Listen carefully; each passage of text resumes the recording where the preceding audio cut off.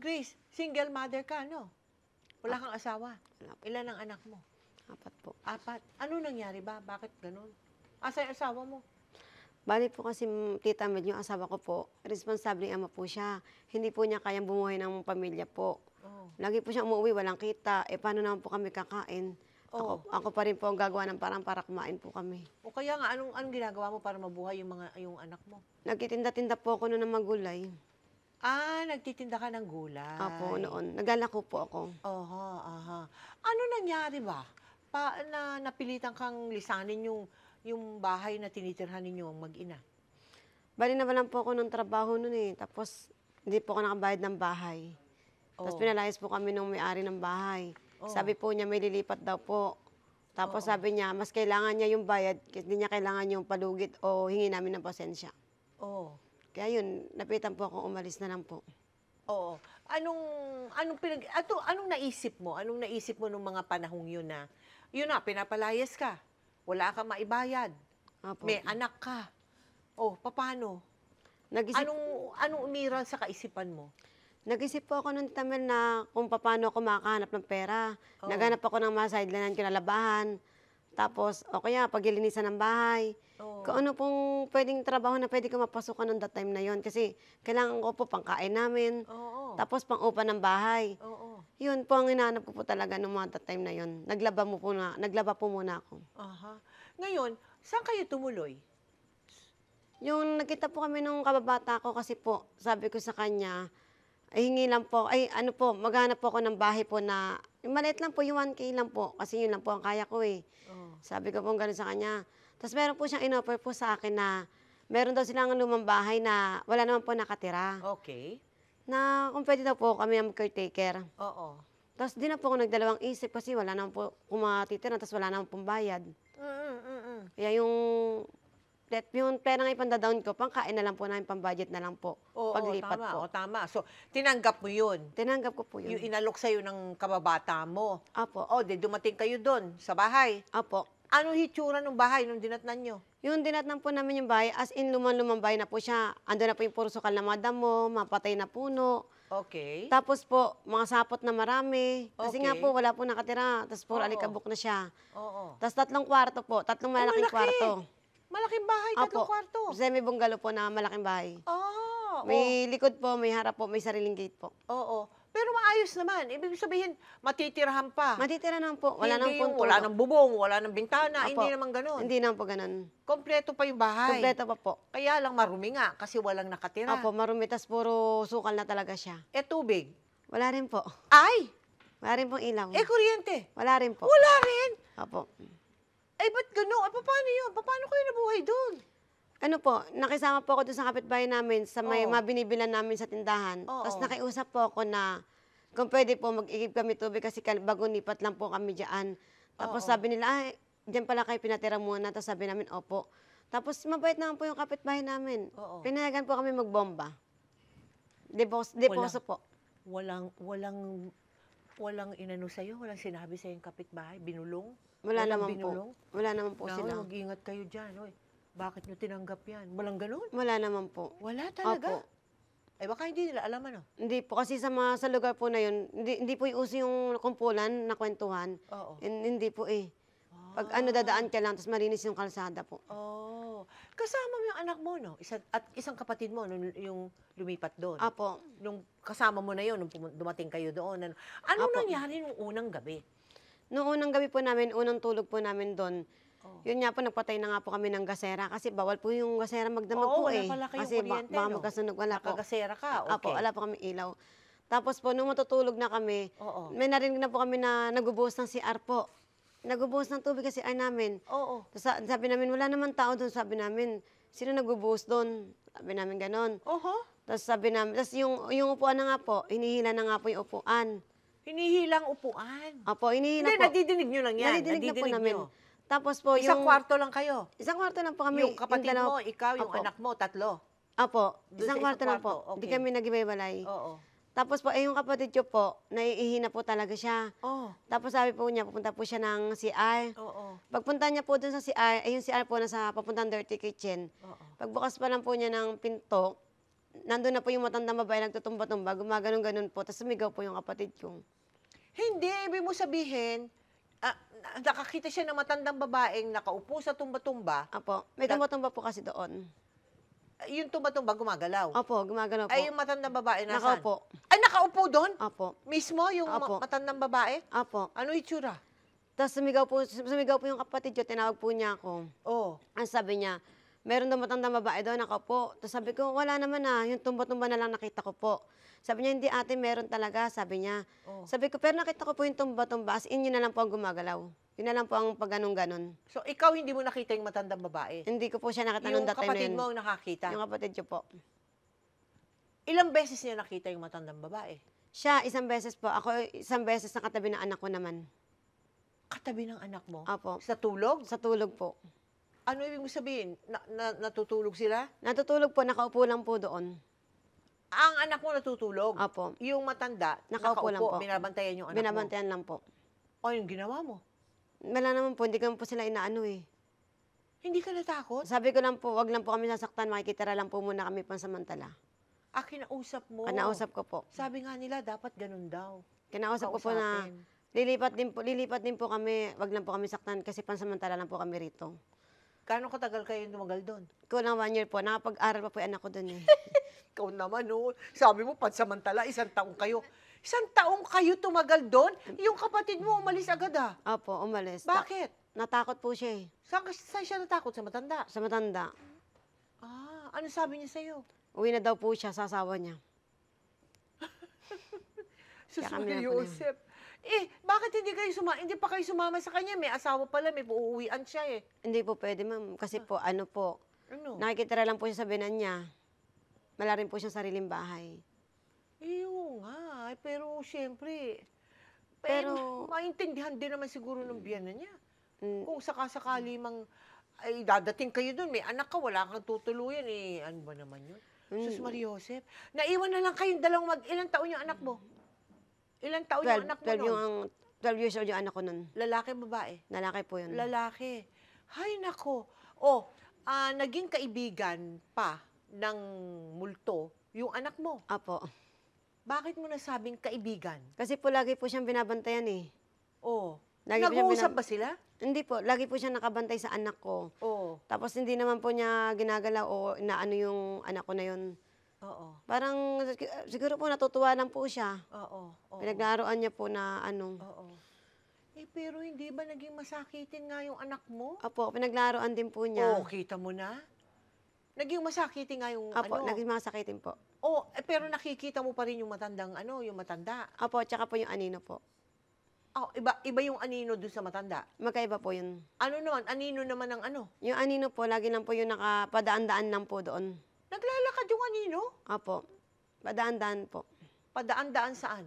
Sa sala, sa kwarto. Lumalakad sa bahay? Apo, pag-alagala lang po doon. Pagala-gala? Apo. Ay, ano itsura? Malaking tao nga po siya na anino. Lalaki, babae? Lalaki po yun. Malaking tao? Ano ibig sabihin? Hindi katulad ng laki ng tao? Hindi po. Malaki po talaga. Higante? Basta malaki po. Malaki sa mga malaking tao, ganun po. Yun ba sinubukan mong kausapin? Opo. Sinubukan mo rin. Opo. Sabi naman po kasi ng lola ko, pagka ganun titira ka sa ganyan, kausapin lang daw po yung multo, wag mo lang sasaktan. Di ka naman din daw po gagalawin. Oh. Kaya po naniwala po ako doon. Anong sabi mo doon sa malaking tao? Sabi ko lang po, bantayan kami. Bantayan lang po kami, tapos wag lang po kami sasaktan, ganyan. Oo. Na hayaan po muna kami dito sa bahay. Oo. Tapos lilipat din po kami. Diyan sa mga nakita mong ganyan, anong nadama mo? Hindi ka ba natakot? Natakot Siyempre po. naman, natakot ka, no? Opo. Natakot ka. Anong ginawa mo? Natakot po, kaya lang po no choice po ako. Wala po kaming... Hindi, wala ka bang pinuntahan na humingi ka man lang ng tulong, Wala po. ha? Hindi. Sa albularyo, hindi ka ba nagpunta? Ayun sa albularyo po. Yun nagpunta ka sa albularyo? yung pinagamot ko lang po yung anak ko. Kasi nga, nagkakasakit parati. Apo. Ano sabi ng albularyo sa'yo? Sabi nga po ng albularyo, limipat na nga po kami. Tapos sabi nga po kasi, pinaglaroon na po yung anak ko. So sabi ko, lilipat din po kami. Kaya lang, kulang pa yung pera ko that time na yun. Okay. Hindi pa ako makaipon. Okay. Ano nangyari sa wakas? Kaya ikaw yung nagdesisyon na talagang umalis na rin doon. Yung kasi po, parang ayaw na kami palisin ng multo dun eh. Bakit mo Alam po. nasabi yun? Bakit mo nasabi? Kasi po that time na aalis na kami, Oo. sabi ko, lilipat na po kami. Oo. Tapos bigla po niya kami sinarada ng pinto. Bigla naglock po lahat ng pinto namin. Sa buong bahay? Apo. Sabay-sabay? Sabay-sabay po yung sumarado. Tapos nandun yung anak ko. Tapos sabi ko pa sa anak ko ba't wag mo ko saraduan ng pinto? Sabi ko, lalabas ako, inayos ko na yung damit natin. Sabi niya, mama, hindi ko sinarado yung pinto. Talagang sumarado yung pinto. Talaga rinig po nila. Oo. Sabi ko, hindi. Sabi ko, niloloko niyo na naman ako Sabi ko po sa anak ko. Sabi niya, hindi mama, talaga sumarado yung pinto. Tapos sabi, kahit ano pong gawin namin, buksan, o anong gawin ng anak ko, lumusot na. Hindi talaga siya mabuksan. Oo. Tapos po, nagsabi lang po ako na, sige, hindi na po kami alis sa bahay na to. Sabi ko, dito na lang po kami titira. Yun, tsaka lang po kami nakabukas ng pinto. Pero, ano kayo? Nakatakas kayo? Tumakas kayo? Opo, nakalipat na rin po kami. Tumakas kayo? Kailan? Nung Pagkatapos na nangyari yung nagkandado yung mga pinto. Nung nagkandado po yung mga pinto, siguro mga 4 days pa po, kaya 4 days na po kaming bago umalis. Sabi ko lang po, Oo. punta tayo kala nanay, pasyal tayo doon tayo kumain ng tanghalian. Sabi ko Oo. lang ganun po. Oo. Pero that time, iniwan ko ni anak ko doon, nag-down na ako ng bahay. May nakita ka ng bahay? Apo, na mura. Oo. Tinulungan ako ng kapatid ko doon na makahanap ng murang bahay. Tapos nag-down na po ako doon, tapos yun na nga po, iniwan ko yung anak ko. Ang dala ko na lang po is yung kolong-kolong na magakot na lang ng gamit namin. Iniwan mo yung anak mo doon sa bahay na may multo? Hindi po, sa inupahan na po namin. Hindi ko doon na po sa sila upahan inuwi. mo ng bahay. Bumalik ka doon sa bahay na may Apo. multo? Ako na lang po, tsaka yung inarkila kong kolong-kolong. Oo. Yun na lang po. Nagpaalam ka doon? Opo, nagpaalam po kami doon. Nagpaalam ka? Ano sabi mo? Sabi ko, salamat sa pagpapatira po. Salamat sa hindi nyo kami sinaktan o ano man na ano. Sabi ko, salamat sa inyo na po ulit yung bahay nyo. Sabi ko, lang pong ganun. Ngayon nababalikan mo yung mga pangyayari doon sa bahay na yun, Opo. Ilang multo yung nakita mo lahat doon? Yung matanda, Yung matanda, yung anino. yung anino. Tapos yung sa bintana kumakaway. Tapos pag umiyak na may umiyak din po kasi nung paggabi. May umiiyak na bata? Opo. Bata. Bata po. Ano, baby? Hindi ko lang po alam. Pero Sanggol ba o batang maliit? batang malit na po, umiiyak po doon. Umiiyak. Apo. Hindi nagsasalita. Hindi lang po. Hindi niya sinasabi bakit siya umiiyak. Hindi po. Madalang lang naman po yung magparamdam. Yung baby dalam, oo. Opo, madalang lang tatlo. po. Tatlo Apo. yung nakita mo doon. Yun lang po yung nakita ko doon. Yung tatlo. Meron pa ba silang ibang nakita? Yung, Yung anak mo. Yung anak mo, 12. yung anino lang po yung nakikita niya, tsaka yung matanda lang po. Yung anino. Apo. Yung anino hindi mo nakita. Nakikita ko po yung dumadaan, Nakikita pero mo eh. hindi ko naman po pinapansin eh. Sabi po kasi wag na lang papansinin. Aha. So kahit minsan hindi ka kinalabit o tinatak yung paa mo o Ano lang binatukan po, ba o sa higaan po, tinapik. tumatabi siya, lumulubog kami sa higaan. Ha? Lumulubog. Kasi po, may lumang kama doon sa bahay, doon kami natulog. Oh. Tapos po, yung pagka umupo siya, maramdam mo po lulubog ka po, pailalim. Oo. Yun po, yun lang po ang ginagawa niya. Pag ginagawa niya yun, anong sinasabi mo? Anong ginagawa mo? Kinakausap mo pa? Hindi po, sabihin lang po namin, sige po, tatayo na po kami, lilipat na lang kami dito ka na lang po. Ganun na So lang po. pinagpapalagay ninyo na gusto niya siya lang. Opo. Ayaw niyang may kasama kayo doon. Kaya lilipat niya sa kabilang kwarto lahat. Mariose. Ano ang nais mong maparating sa mga ina na umabot na doon sa puntong gusto na sumuko sa mga pagsubok na hinaharap niya? Katulad mo, inabot mo yung puntong gano'n na kahit na nga may multo na kasama niyo sa bahay, wala kang magawa kung hindi makisama sa multo. Opo. No choice po kasi ako noon Oo, no choice ka. O doon sa mga iba kasi, hindi kasing tapang mo. Ama, sabi ko lang po sa kanila, sa katulad yung solo parent o single mom, kung nadapa man po tayo ngayon at talagang lubog na lubog, gawin po natin inspirasyon yung mga anak natin para muling bumangon. Tsaka lagay po magdasal sa Panginoon na huwag tayong pabayaan sa mga pagsubok na binibigay po niya. Kamusta ba mga anak mo ngayon? Ngayon po, nag-aaral na po siya, pa-college na po siya ngayon. Pa-college na. Apo. Isa lang. Isa yung anak mo. Hindi ba 4? Apo. O, yung iba. Nag-aaral pa rin po. Lahat sila nag-aaral. Apo, lahat po sila pinag-aaral ko po. Mabuti. May trabaho ka na. Nag-online seller pa rin po ngayon. Online reseller ka. Opo. Anong binebenta mo? Mga bag, notebook ngayon. Oo. Tapos nagre-reseller lang po ako. Kung yung puhunan nila 150, mapatungan ko lang po, gagawin ko 180. Tapos ihahatid ko po. Reseller ka lang. Opo, reseller lang po. Ilang taon na nakakalipas nun? Nung doon ka na tumira sa bahay na yun, sa haunted house na yun? Na 5 years na rin po. 5 years na rin. Apo. Mula nun hanggang ngayon, Opo. hindi mo na ulit nakita yung mga yun. Kahit sino man doon sa mga nabanggit mo, wala na. Wala nang nagparamdam Hindi na po ako sa nagpunta iyo. ron eh. Oo, hindi ka sinundan. Hindi naman po. Baka naman meron ka Hindi dyan ko lang po kasama alam. mo. Hindi ko lang po alam kung sinundan kami. Naku ka, Grace, ha? Hindi ko Hindi po nga, alam eh. seryoso ako. Hindi ko- Seryoso ako. hindi Baka ko po kasi talaga ikaw alam. yung sinusundan. Hindi po siguro. Hindi. Talaga nung umalis ka na doon, hindi na rin sumama sa'yo. Hindi ko po kasi naman nakita na eh. Hoy, ano nangyari doon sa bahay? Ginawa na pong kondo ngayon. Wala na. Wala na po. Nirenovate na po. Tapos ginawang kondo. Nirenovate na yung bahay. Opo.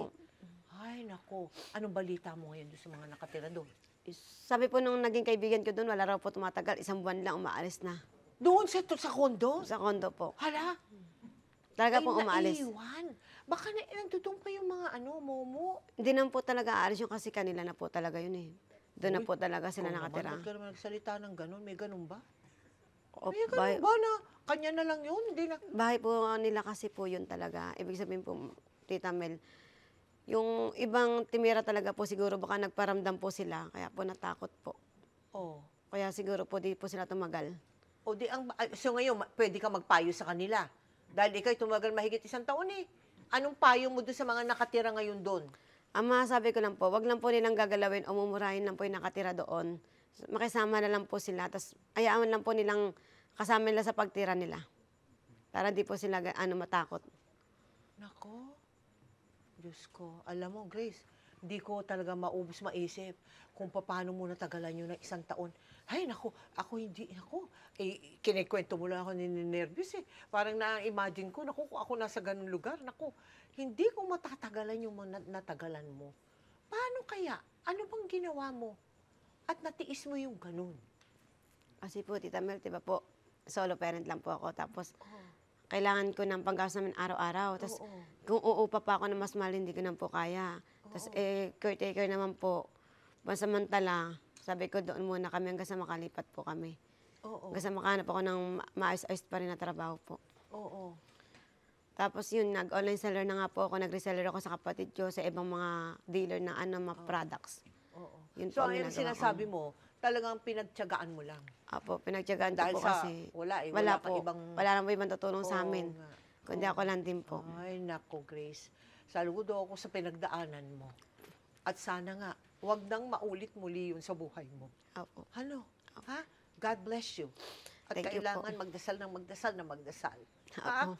Thank you very much. Thank you ha, po, Grace. Tita Mel. Thank you.